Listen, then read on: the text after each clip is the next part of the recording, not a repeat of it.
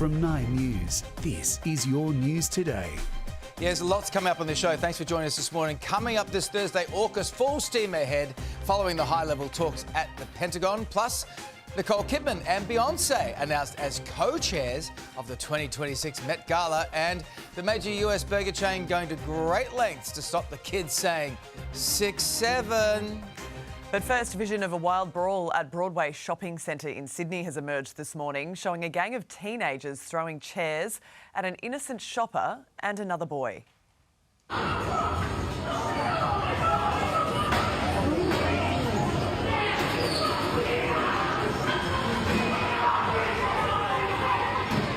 Chaos. Live to Today's Sydney reporter Jack Hahn in Glebe. Jack, good morning to you. Have police tracked these kids down?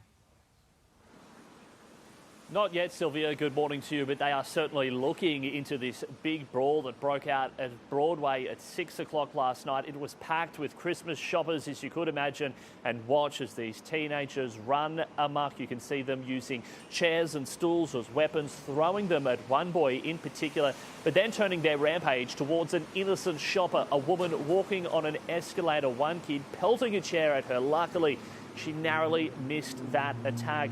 The teenagers were screaming, shouting, swearing, flipping people off. They fled the food court on an e-bike and on foot and disappeared by the time police arrived. Sylvia. Thank you. Convicted killer Greg Lynn will today learn whether his appeal against his sentence for the murder of Carol Clay is successful in Victoria's Supreme Court. He was found guilty of murdering the 73-year-old during a camping trip in Victoria's high country region more than 5 years ago. If successful, his 32-year prison sentence could be overturned. Queensland courts could soon get powers to slap ankle monitors on children as young as 10. Live to Today, Queensland reporter Andrea Carruthers. Andrea, this is a big change. It sure is, but DC, it does have the backing of youth advocates who say, look, tracking by ankle monitors is actually better than being stuck in detention. So under the proposed changes to bail laws, courts can order a child as young as 10 years old to wear one of these ankle monitors. That reduces the minimum age from 15 down to 10. It also removes the requirement for consent to be provided or that child is a serious repeat offender. So under this, they'll actually need to be ensuring those ankle monitors are charged. They'll need to be in 4G zones. But the government also stresses that any breach to these conditions would become an offence in itself. Thanks, Andrea. South Australian ambulances have spent almost 50,000 hours ramped at hospitals. This means paramedics have spent a combined total of nearly 6 years in 2025 waiting in hospital car park queues, with patients needing to be offloaded. Now, it's a bad look for Premier Peter Malinauskas and his government that pledged to fix ramping when he came into power in 2022. AUKUS is full steam ahead this morning, with the Defence Minister meeting with his US and UK counterparts at the Pentagon.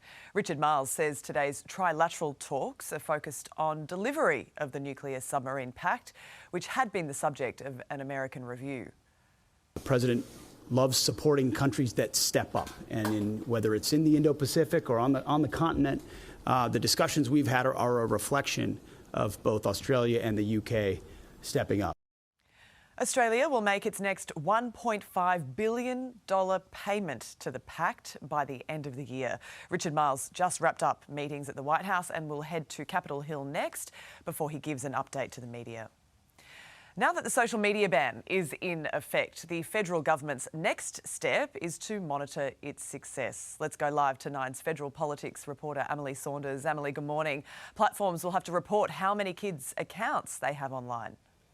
Good morning, Sylvia. They will, reporting this figure monthly for the next 6. And if it doesn't decline substantially, that's when the fines could start to roll out. We are, of course, just one day in, with Aussie landmarks lit up in green and gold last night to mark its start.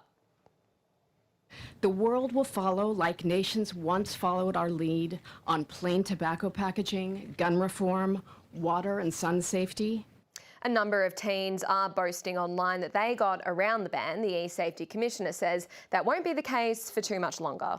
Emily, thank you. Tens of thousands of Year 12 students across Victoria are set to receive their VCE results this morning. Let's go live to Today Melbourne reporter Kiara Parker. Kiara, it's a little bit of an anxious wait, isn't it? It sure is. The countdown is on, David. In an hour's time, those VCE results will drop. So the nervous wait is almost coming to an end for tens of thousands of students. And I've got some Haileybury students here with me this morning. Kyla, how are you feeling? Get your results soon? A bit nervous, but it is what it is. Did you manage to get any sleep last night? A little bit, not too much, but that's all right. And how are you feeling, girls? Are you confident? Yeah! We'll cross to you back in an hour's time, David, and hopefully we'll be cheering with some happy results. I bet we will. Thanks, Kiara. A new chapter in the Jeffrey Epstein saga may soon begin, with approval being granted by a federal judge to unseal the documents related to the convicted sex offenders court case in New York. It's not yet known how much of that evidence has already been made public. Former US President Barack Obama has surprised school children in Chicago donning a Santa hat for story time. He joined a class of a few dozen at a local library reading Flying Free, how Bessie Coleman's dreams took flight, about the first African-American woman to hold a pilot's licence.